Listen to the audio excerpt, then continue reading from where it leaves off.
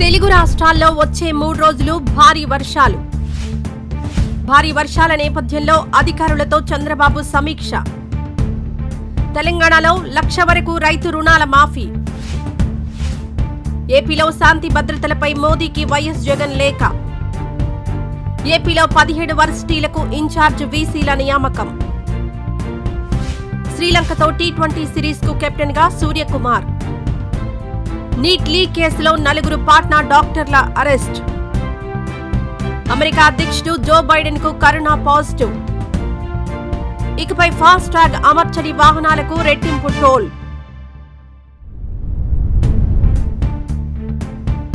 ఈ వీడియో నచ్చితే లైక్ చేయండి, షేర్ చేయండి. మరింత సమాచారం కొరకు మా ఛానల్ను సబ్స్క్రైబ్ చేయండి.